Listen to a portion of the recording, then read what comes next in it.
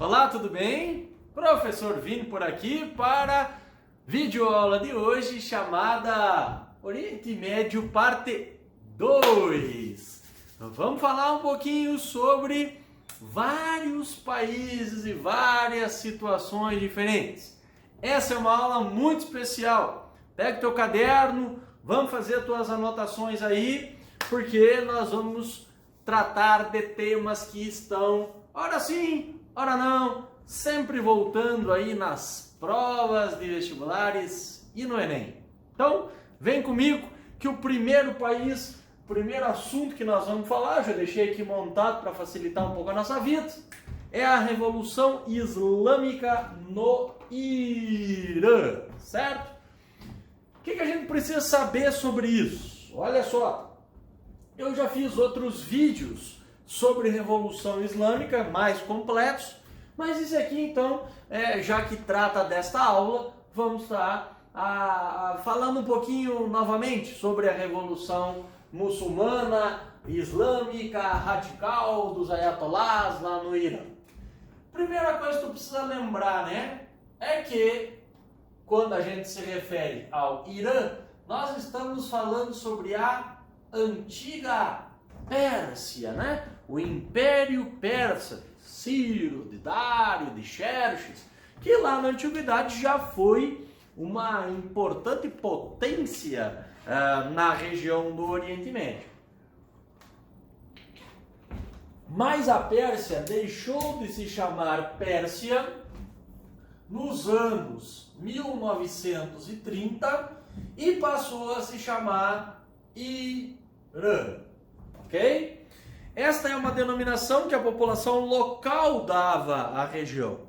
Então, Reza Pahlavi, ou Pahlavi, um rei, veja bem, um chá da antiga Pérsia, no início dos anos 1930 troca o nome para Irã.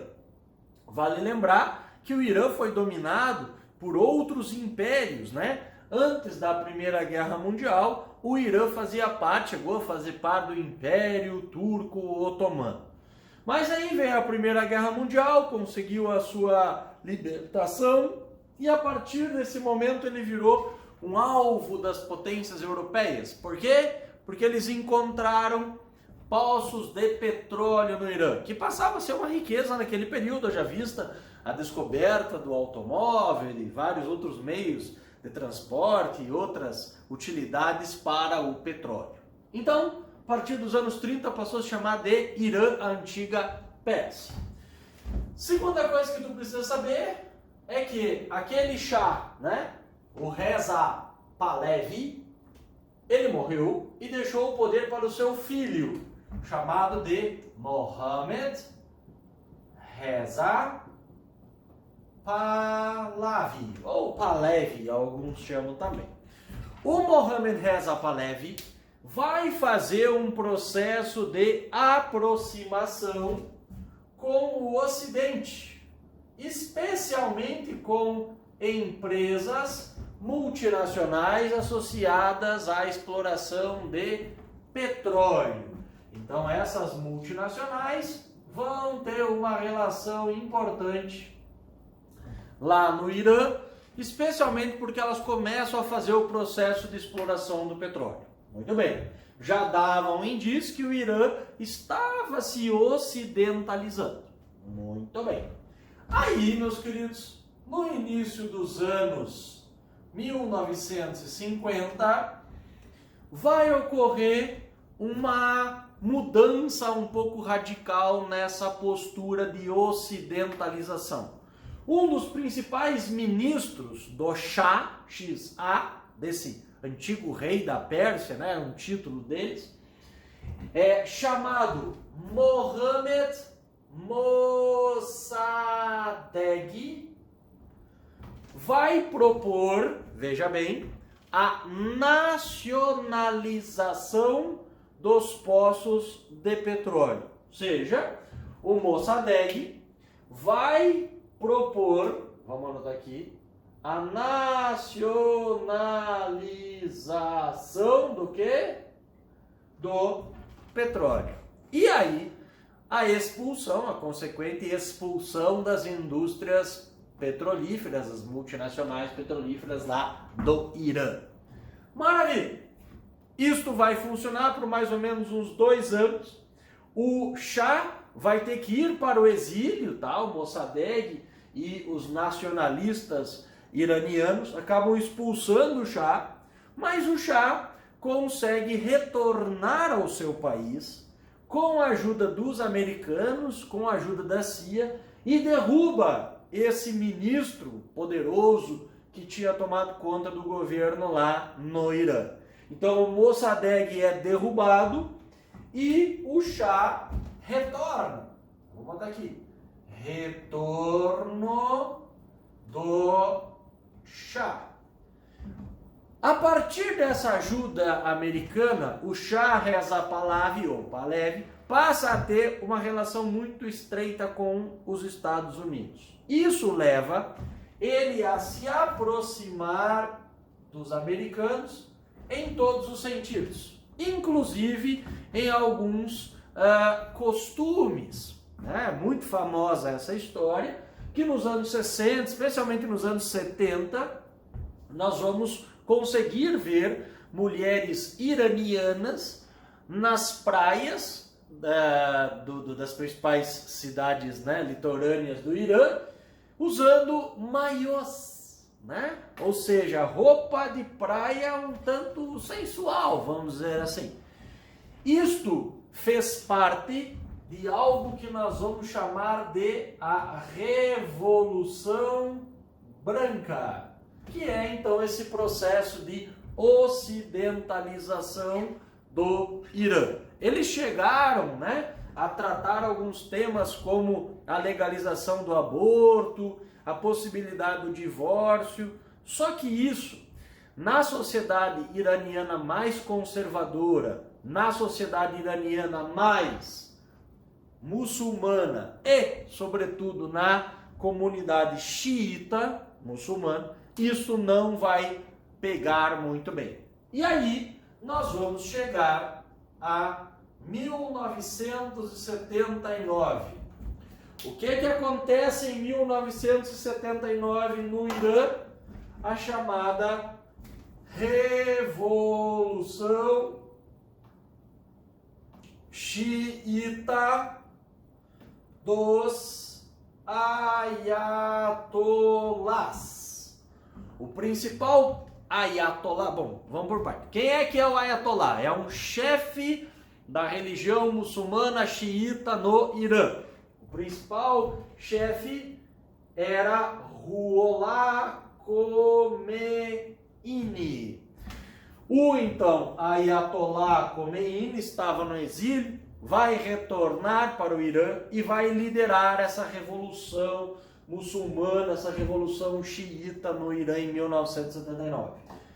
Anota aí, principais acontecimentos dessa revolução xiita: a derrubada do Shah, né? Ele deixa de governar o Irã. Quem vai passar a governar o Irã agora são os ayatolás, são esses líderes muçulmanos.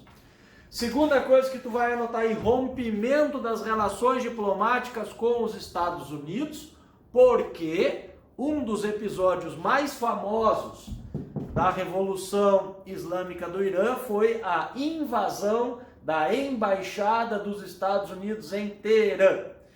Os invasores permaneceram sob o controle, né, com o controle da embaixada por 444 dias, portanto mais de um ano, com cidadãos americanos sob seu poder, funcionários da embaixada sobretudo. Isso causou uma grande crise diplomática que só foi resolvida com os chamados Acordos de Argel, quando os dois países romperam relações diplomáticas, mas os cidadãos da embaixada americana foram libertados. A partir deste momento, os Estados Unidos foram considerados o grande Satã. Anota isso aí para mim também, porque o grande Satã já caiu nas provas. Essa expressão, na verdade, mas não pode, grande Satã, pode. Foi a expressão criada por eles para se referir aos Estados Unidos. A partir desse momento, eles passaram a obrigar as mulheres a usarem véus para cobrir o corpo todo. Eles passaram a condenar pena de morte, adultério, homossexualismo, marxismo. Jogos de azar foram proibidos, cinema, música internacional, ou seja, o Irã passou a ter um regime extremamente fechado e controlador da vida e dos costumes lá no Oriente Médio, certo? Isso transformou a região. Por quê? Porque pela primeira vez, então, nós tínhamos um governo xiita na região. E isso teve uma consequência. Qual consequência, meus queridos? Logo na sequência, perceba, no começo de 1980, nós vamos ter a guerra Irã-Iraque. O que é mais importante tu anotar aí, né? Anote para mim, por favor, que o Irã, então, era o representante dessa parcela da população muçulmana xiita, ok? Por sua vez, né, e eles eram liderados, vamos anotar mais uma vez, né, pelo Ruhollah Khomeini, né, que muitos simplesmente chamavam ele então de o Ayatollah Khomeini. E aí, tu vai anotar para mim aí que a guerra Irã-Iraque também é uma guerra entre xiitas e sunitas. Xiitas e sunitas têm uma origem lá no terceiro, na passagem do terceiro para o quarto califado. Quando ocorre a morte de Maomé, cria-se um sistema de sucessão que levava em consideração basicamente o parentesco de personalidades ligadas ao Maomé. Maomé, diferente de Jesus, teve muitos filhos. Jesus de Nazaré não teve nenhum. Então tem muita gente que é descendente de sangue de Maomé. O que é que vai acontecer? Esses descendentes de sangue queriam que o quarto califa fosse Ali, o primo de Maomé. Esses acabaram sendo chamados de xiitas. Por sua vez, o governador da cidade de Damasco, na Síria, chamado Muawiyah, não era parente de sangue de Maomé, mas conseguiu se tornar o quarto califa. Os seguidores de Muawiyah vão se tornar sunitas. E eles passam a fazer algumas adaptações escritas ao Alcorão, que ficou conhecido como a Sunna. Muito bem, daí o nome sunitas. Então, há uma diferença religiosa e também os xiitas dizem que são herdeiros de sangue de Maomé. Agora, cuidado! Não caia no senso comum de achar que esse é terrorista, aquele é terrorista. Lembre-se que nós temos terroristas que são xiitas, terroristas que são sunitas, terroristas que são cristãos, terroristas que são protestantes, terroristas que são budistas. Terrorista não necessariamente tem uma cara e ele tem várias causas a defender na história. Então, muito cuidado com esses pré-julgamentos, que tu vai errar algumas questões sobre isso. Então, lá no Irã, Ayatollah Khomeini. Quem chega ao poder nesse momento no Iraque? Um indivíduo chamado Saddam Hussein. Nós iremos falar dele mais um pouco na aula de hoje. Então, a guerra Irã-Iraque, ela não deixa de ser uma guerra entre xiitas e sunitas. Eles vão disputar território fronteiriço, a guerra teria começado por isso, mas ela também tem como pano de fundo essa ideia de xiitas e sunitas. Isso é bem importante. A outra coisa que tu vai anotar aqui é que nessa guerra Irã-Iraque vão ser utilizadas armas químicas, tá? E isto vai ser uma das principais marcas dessa guerra. 8 anos depois, a guerra termina mais ou menos como ela começou. Claro, com exceção das vítimas, das mortes e da destruição regional. que acabou empobrecendo e enfraquecendo ambos os lados. Vale lembrar que o Irã tentava adotar uma política independente, nem pró-Estados Unidos, nem pró-União Soviética. Por que eu estou te falando isso?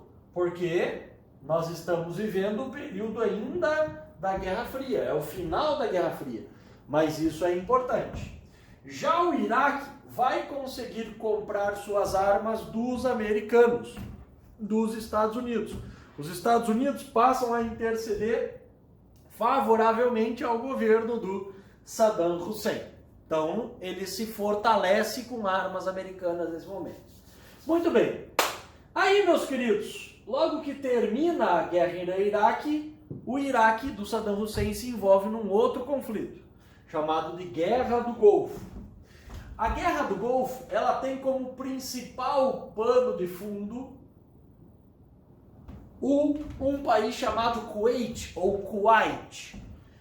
O Kuwait é um pequeno paizinho que ficava ao sul do Irã, ao sul do Iraque, e que vai ser invadido pelo Iraque. O objetivo do Iraque era controlar os poços de petróleo do Kuwait.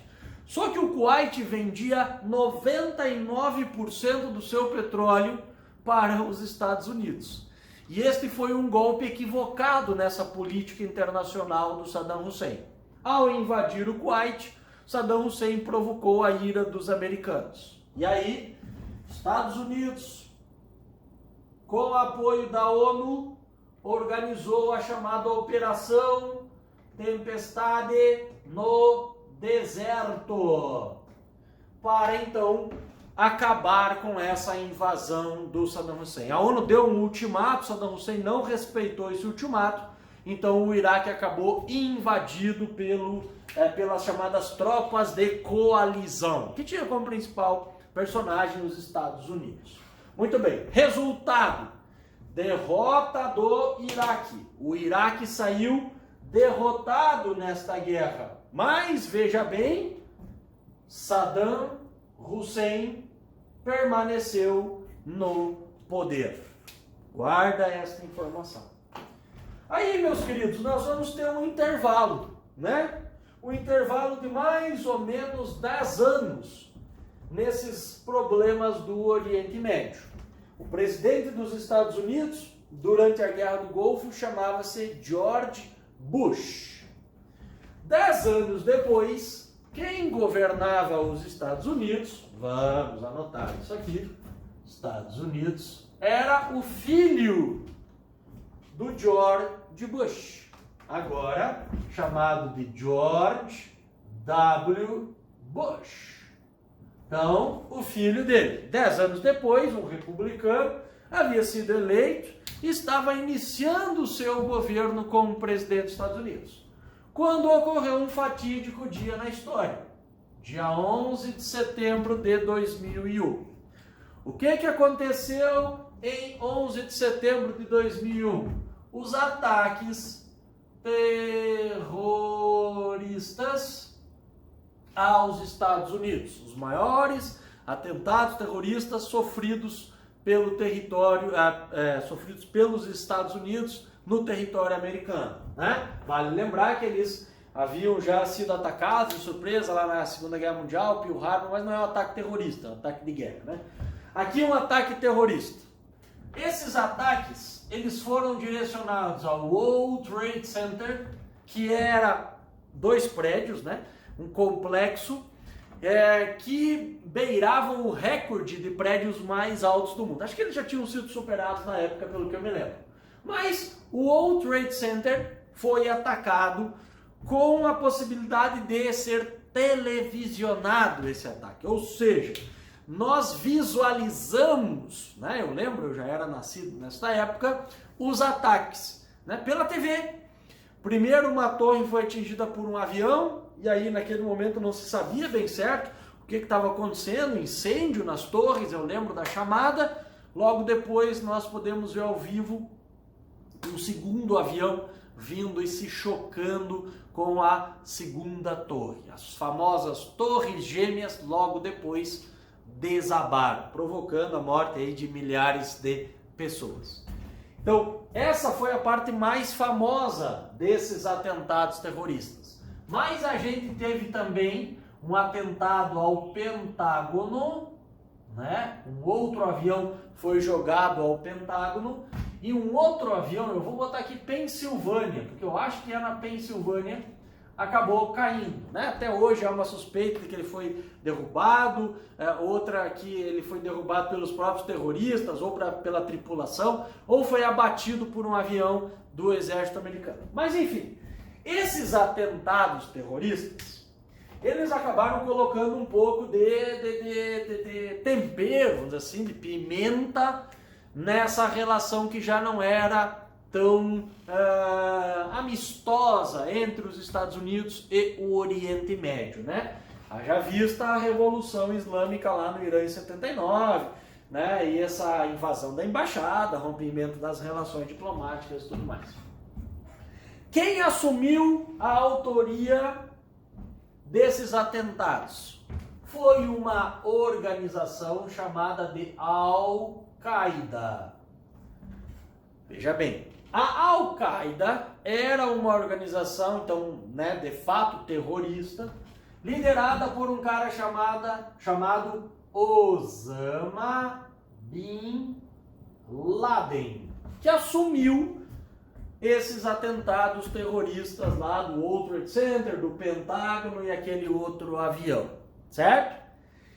Isto provocou uma ira no presidente George Bush, que declarou guerra ao terror, certo?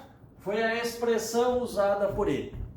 Esta guerra do terror deu origem a basicamente duas guerras: a guerra do Afeganistão e a guerra do Iraque. Guerra do Afeganistão, por quê, professor? Veja que ela começou no ano de 2001 ainda. Porque o Afeganistão possuía um governo chamado de Talibã. Esse governo Talibã era um governo que recebia e que dava apoio a essa organização terrorista chamada de Al-Qaeda. Então, a inteligência norte-americana identificou a Al-Qaeda associado a esse grupo político que governava o Afeganistão desde o começo dos anos 90, quando o Afeganistão tinha deixado de ser comunista. O Afeganistão, ele, né, tinha feito uma revolução marxista com o apoio da União Soviética ainda lá no comecinho dos anos 80, né? Mas com a desintegração da União Soviética, o Afeganistão então caiu nas mãos dessa organização chamada de Talibã. A partir desse momento, então, começou a guerra do Afeganistão.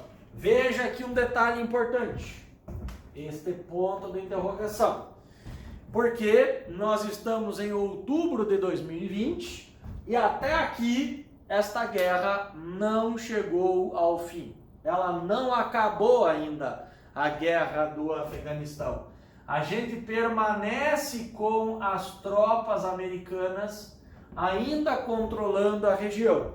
O que eles conseguiram fazer no Afeganistão, as tropas americanas? Elas acabaram com o governo talibã, colocaram lá um governo provisório, dão suporte a esse governo provisório, mas ainda estão lá. Já por sua vez, a Al-Qaeda não acabou.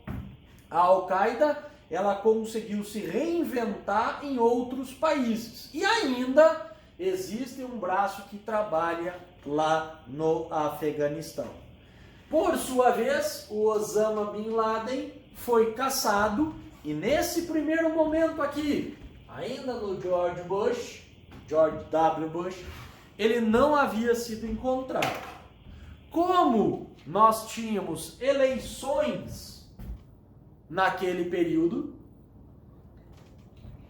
George W. Bush lançou a sua candidatura, vamos botar aqui, George W. Bush, à reeleição. Reeleição. Professor Vini, mas o que tem a ver a reeleição do Bush com a guerra no Iraque? Simples, meu amigo, ou minha amiga. O Bush estava mal de popularidade. A popularidade dele estava em baixo. Por quê? Porque ele gastou uma fortuna, bilhões de dólares, para enviar tropas americanas e declarar guerra ao Talibã, com o objetivo de acabar com o Talibã, acabar com a Al-Qaeda e prender ou matar Osama Bin Laden. Mas não tinham conseguido. 2 anos depois e nada disso. Popularidade em baixa. O que é que os Estados Unidos vão inventar? Inventar? Tu é comunista. Não, tô falando sério. Eles vão criar uma teoria, uma invenção aqui. Qual é a teoria? É que o Iraque, governado por quem? Pelo Saddam Hussein, fabricava armas químicas que seriam capazes de um novo atentado terrorista aos Estados Unidos. Dessa vez, muito mais destrutivo, se usasse as armas químicas, do que o World Trade Center lá, Pentágono, o dia 11 de setembro.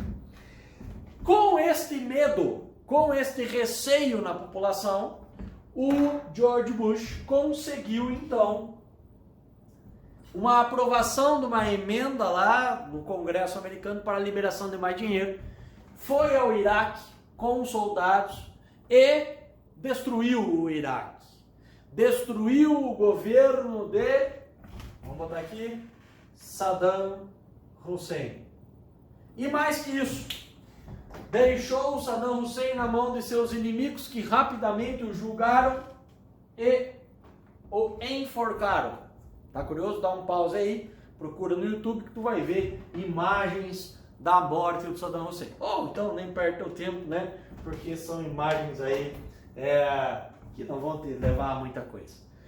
Saddam Hussein é morto, caçado, reeleição do Bush garantida. É uma das maiores farsas da história. Já foi reconhecida pelos próprios americanos e por relatórios de investigação da ONU. O que os relatórios de investigação da ONU comprovaram? Que não tinha essas armas químicas no Iraque. Que as armas químicas que tinham eram um estoque pequeno, ainda da guerra Irã-Iraque, e que eles não teriam capacidade nenhuma de fazer um ataque terrorista, nem interesse de fazer um ataque terrorista aos Estados Unidos com essas armas químicas. Resultado, a guerra ficou funcionando até 2011. Em 2011, já no governo Barack Obama, o Obama vai retirar as tropas americanas do Iraque, o que se provou um erro. Por quê? Porque a partir da retirada das tropas americanas do Iraque, no Iraque e depois na Síria, eu vou te falar sobre isso, vai surgir lá, com a retirada das tropas, o chamado Estado Islâmico. Então é uma consequência da retirada das tropas, é o fortalecimento desse Estado Islâmico. Muito bem. O que aconteceu com o nosso amigo Osama Bin Laden? Ele também foi encontrado no governo Barack Obama. Ele foi encontrado no Paquistão, se eu não me engano, onde ele foi executado pelas tropas americanas. Ou seja, os Estados Unidos levaram quase 10 anos para conseguir capturá-lo. Por isso que o Barack Obama conseguiu a sua eleição. Não só por isso, né? Mas é um dos fatores, porque o George W. Bush e o seu partido, o Partido Republicano, tiveram uma baixa na popularidade devido ao fato da guerra do Iraque ser uma mentira e o fato de eles não conseguirem caçar o Osama Bin Laden. Muito bem, agora para a gente finalizar essa nossa videoaula, vamos falar sobre um último assunto, e não menos importante, porque tu já vai ver que eu vou fazer uma ligação aqui de novo com o Estado Islâmico. Mas olha só, esse nosso último assunto é a Primavera Árabe, ano 2010. O que estava ocorrendo no mundo em 2010? Vou te contar duas grandes revoluções. A primeira chamada Facebook e a segunda o Twitter. Twitter e Facebook revolucionaram o mundo. Tu é testemunha disso. Qual é a ligação disso com a Primavera Árabe? Olha só, governos autoritários, despóticos, que governavam países do Oriente Médio e do Norte da África há décadas. Veja, 22 anos, 30 anos, 42 anos, eram o tempo de mandato de alguns governantes de alguns países dessa região. Não vão ser sindicatos, a oposição, sei lá, movimentos sociais que vão conseguir derrubá-los. O que vai derrubá-los? Os jovens, o Twitter e o Facebook. Por quê? Porque eles vão convocar eventos de manifestação nessas redes sociais. É a primeira vez que essas redes sociais são envolvidas na história e com um saldo positivo, pelo menos do ponto de vista de acabar com esses governos que duravam décadas e que não eram democráticos. Onde é que começou tudo? Na Tunísia. Lá na Tunísia nós vamos ter um manifestante que vai trabalhar numa feira com a sua mãe. Os policiais vão acabar interferindo nesse trabalho dele, que usava isso para basicamente sobreviver e ajudar a sua mãe. E o carrinho, a estantezinha onde ele trabalhava vão ser destruídos por autoridades policiais tunisianas. Resultado, o rapaz resolve colocar fogo no próprio corpo. Coloca fogo em forma de protesto, acaba morrendo depois, nem vê as consequências do seu ato, mas esse ato leva uma revolução. Essa revolução vai ser chamada na Tunísia de a Revolução de Jasmim, porque ela acabou colocando fim, que aí tu vai imaginar milhões de pessoas indo às ruas do país protestar e vão derrubar o governo de Ben Ali, que acaba indo ao exílio, foge do país, vai para a Arábia Saudita. Então, Tunísia, Ben Ali é derrubado. Dias, semanas depois, o Twitter e o Facebook fazem outro estrago, desta vez no Egito. Hosni Mubarak, governador egípcio há 30 anos, vai ser derrubado com grandes manifestações no Cairo, ok? Ele acaba renunciando ao seu governo. Mas o caso talvez mais hostil ocorreu na Líbia, onde Muammar Gaddafi, ou Gaddafi, era um antigo militar, que era um general, que governava a Líbia por nada mais, nada menos que 42 anos. 42 anos ele era o ditador da Líbia. Ele tinha uma fortuna pessoal imensa em bancos espalhados e grandes palácios, vivia num alto luxo. Revolução que atingiu a Líbia, que dá nome a essa ideia da Primavera Árabe, leva milhares de pessoas a invadir, lutar contra as tropas do governo, invadir a mansão dele, o palácio dele, pegar ele pelos cabelos, levar ele para a rua, ele vai ser chutado, pisoteado, cuspido, tem as imagens, e vai morrer com um tiro na cabeça no meio da rua. Esse é o, digamos assim, o ponto mais tenso daquilo que a gente chama de Primavera Árabe. Professor, não entendi bem o que é Primavera Árabe. Vem comigo. Primavera Árabe é esse movimento que acaba derrubando várias lideranças do mundo árabe. Eu botei aqui para ti só os casos mais famosos, mas de certa forma todas as nações do Oriente Médio sofreram com alguma mudança. Uns mais, outros menos. Tiveram que fazer algumas concessões econômicas à população, tiveram que mudar alguma coisa na legislação, tiveram que tornar algum movimento mais democrático dentro do seu país. Mas aí, tem mais uma cereja no bolo. Na Síria, o ditador Bashar al-Assad, no poder há 11 anos, desde o começo do ano 2000 ele estava lá, aliás, ele ainda está, sofreu uma onda de oposição. A Primavera Árabe chegou à Síria. Só que aqui, diferente do que ocorreu nos outros países, o Bashar al-Assad não caiu. Ele permaneceu no governo. Diga-se de passagem, 2020, ele ainda governa a Síria. Só que o fato dele resistir a essa oposição gerou a guerra civil na Síria. Também provocada pela retirada das tropas americanas do Iraque. Por quê, meus queridos? Se é no Iraque, porque Iraque e Síria fazem fronteira. E o que vai acontecer? Vão embora os americanos. Quem que se fortalece na região? O Estado Islâmico, que aí se envolve na guerra civil da Síria, que tem então como principais personagens Bashar al-Assad, uma autoridade governamental, a oposição e o Estado Islâmico. E para botar mais um temperinho, a gente ainda tem naquela região os curdos, que tentam fundar o Kurdistão. A maior etnia do mundo sem um Estado são os curdos. Mas aí a gente deixaria esse vídeo muito longo e a ideia não é essa, a gente também não precisa aprofundar tanto assim.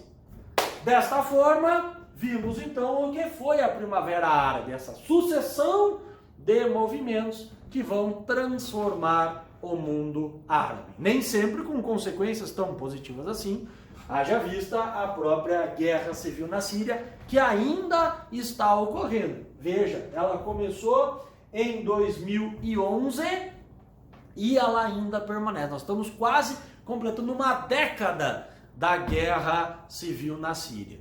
O lado positivo nos últimos tempos é o esfacelamento, o enfraquecimento cada vez maior do Estado Islâmico. Por que que eu comemoro isso? Porque o Estado Islâmico foi extremamente brutal contra seus inimigos. Ele vai se envolver em assassinatos, em decapitações, vai queimar jornalistas, correspondentes internacionais que foram tentar cumprir o seu trabalho lá e noticiar essas informações para o mundo. Beleza? Espero que tenha gostado, espero que tenha entendido. Esta foi a nossa aula sobre Oriente Médio, parte 2. Obrigado, beijo, tchau!